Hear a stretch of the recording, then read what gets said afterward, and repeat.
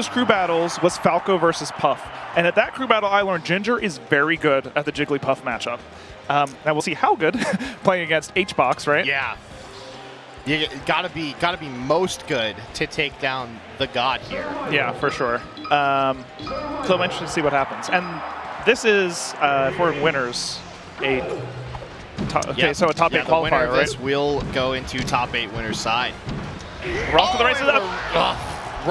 Right into it. HBox gives you no time to think, no time to enjoy your Papa John's pizza.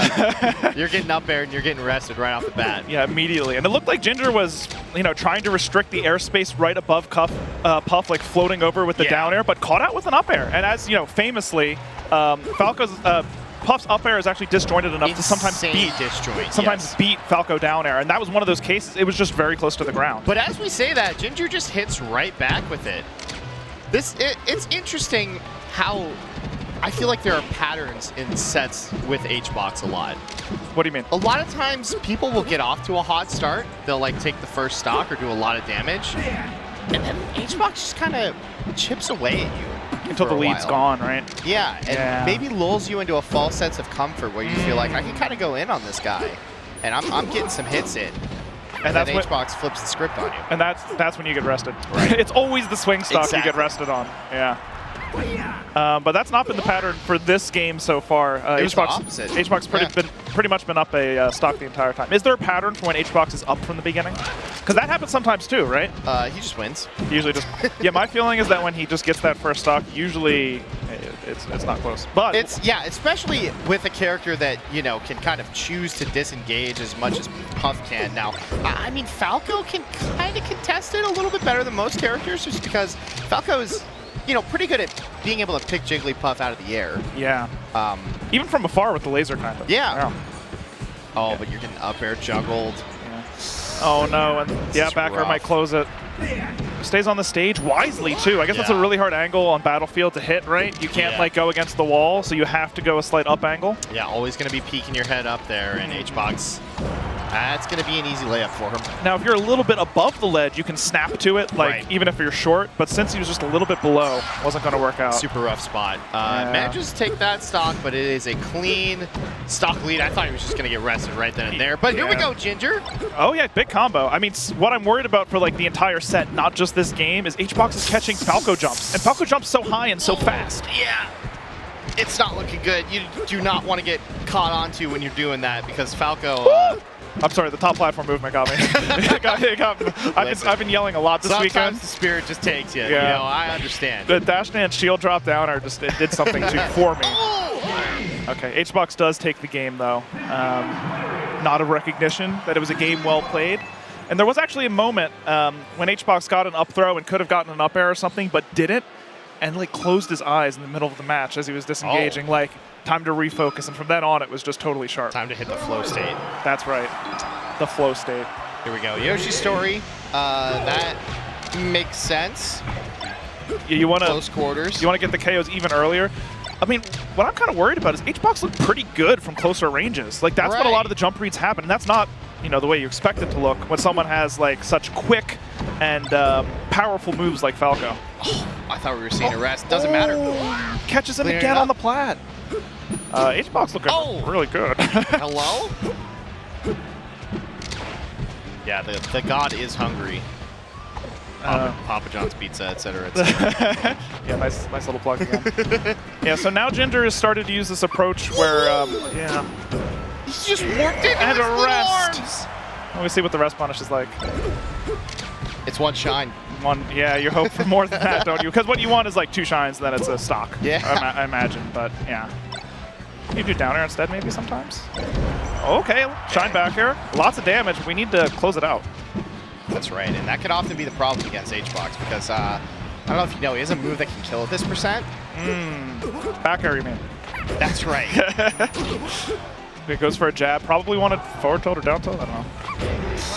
Drill grab. The back air hits. It's right there. Yeah, HBox is a good player. HBox looks especially good to me right now. I do think that's true.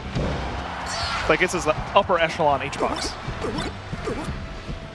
And Ginger keeps trying different approaches, and HBox is ready for a lot of them. Actually, HBox playing kind of aggressively. Oh, he catches the jump after.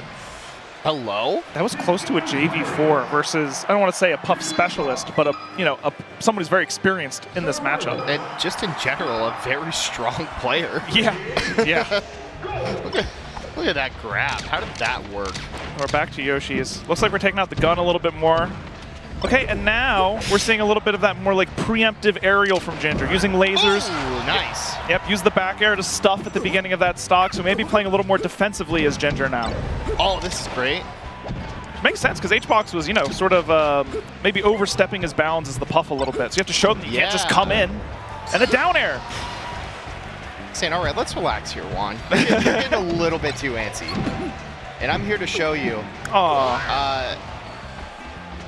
I'm here to show you me air dodging off the stage.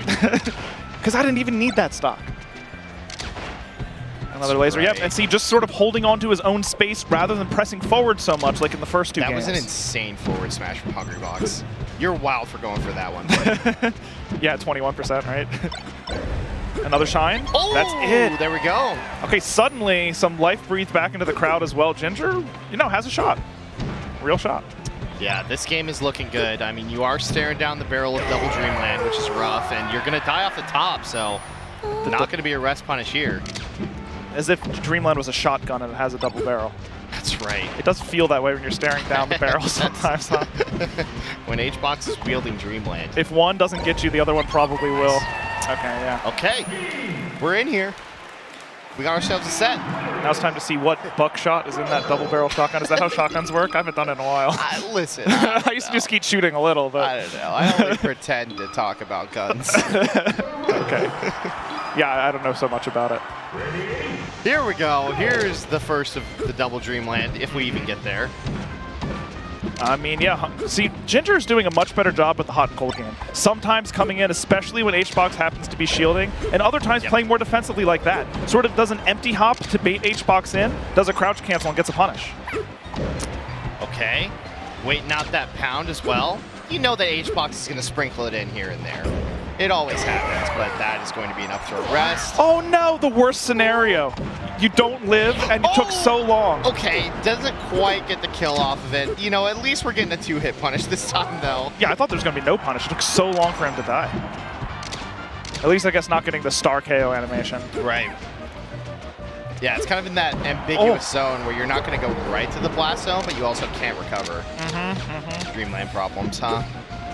The field of lasers, like one of those spy movies. When they spray the stuff and there's lasers everywhere? Exactly. Except the lasers are coming out as a projectile. But other than that, it's the same. Exactly the same. Forward air this time, still not going to do it. Yeah, I mean, that's the power of Dreamland. Puff lives a long time. You know what? One of my favorite Smash memes is like Puff dies early with the alternating capital and lowercase Yes, letters. I love that one. I hope someone typed it before I mentioned it. People also always say that Dreamland gives Fox a lot of room to run around. Yeah. A lot. But Ginger finally does chip away at that, ends up not taking any damage, so very nice. But you were getting grabbed. Oh, another rest. And a full stock advantage for Hungrybox. And Ginger's good. Oh, living, right? Living. And a punish with Shine. Okay, just a Shine and an aerial, so like what, 15% or so? Could be worse. Yeah, it could have been nothing. I mean, could have been maybe stale rest, keeping Ginger alive there. Imagine. Oh, lots of down airs. Yeah, that's how you combo Puff. Love to see it. A couple lasers to try to catch the landing. The up smash in case HBox comes immediately in. Oh, wow. Yeah, again, catching onto these jumps with the up air. Yeah, the thing about Dreamland is the way Ginger was playing somewhat defensively on Yoshi's is somewhat less powerful. Because I know there's lots of room so you can set up your defensive positioning more easily, but when Ginger gets like that one back air, HBox isn't even off the stage. Yeah, you're ceding far more stage control. Yeah, exactly. Positioning to HBox. And part of it seemed to be like going underneath the platform, so HBox can't use that side platform as like a launch pad like he likes to do sometimes. It's the weak hit of Nair, and this is, I'm surprised that Ginger is keeping this as close as it is, given how these stocks have gone for HBox. Yeah, I mean, and that's true. Ginger really hasn't had any of those like early percent kills. It's been like 200% each of these stocks. This is the Laser forward sometimes tilt. this much damage is done in a game, as Ginger just did in those 2 stops. Yeah. And I mean, he does have the magic percent. We know this. And the real question, if we're going to be going to 200% each time, I guess that's okay. The question is, can Ginger live long enough to make that worthwhile? Yeah. It's looking like a difficult road ahead if Ginger's to stay in winners. Yeah, gonna take something huge here. But I mean, the adjustments have been pretty good. Ginger not getting caught out in the air as often, especially after that first game. Let off so explosively. Goes for shine grab, doesn't get the turnaround. It's rough. And HBox is just tacking on damage here. Yeah, and the more you trade, the worse the rest of the game looks, of course. Right. You just continue going at this pace, like you're not going to win. Especially when Jigglypuff's living at 200. Oh, wow. Yep, calls out that landing. Yeah, the spacing on those particular 2 back airs from HBox are very good. Note to self, do not double laser against HBox. And he Front takes the edge, set. 3-1. Yeah, Ginger's 3rd and 4th game looked way better than the first 2, but still not enough in the end. Too Still little, not too enough. late, Yeah. unfortunately. And got hit with a couple of rests in that game.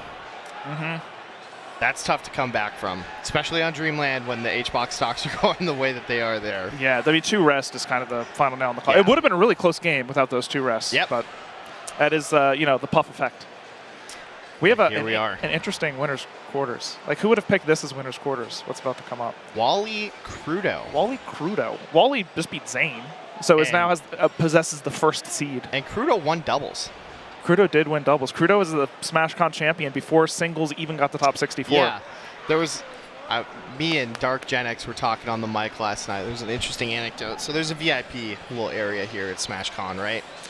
And Crudo comes up and is like, "Hey, can I get involved here?" Bouncer person back there is like, "No, Who are you're you? not on the list." And he's like, "Well, what's the requirement for being a VIP?" And he said, "Oh, you gotta be like top 20. So Crudo, of course, pulls out his phone. It shows him that he is, in fact, the top 20 Melee player in the world. And he says, "Still no." Wow, still no? Really? Still no.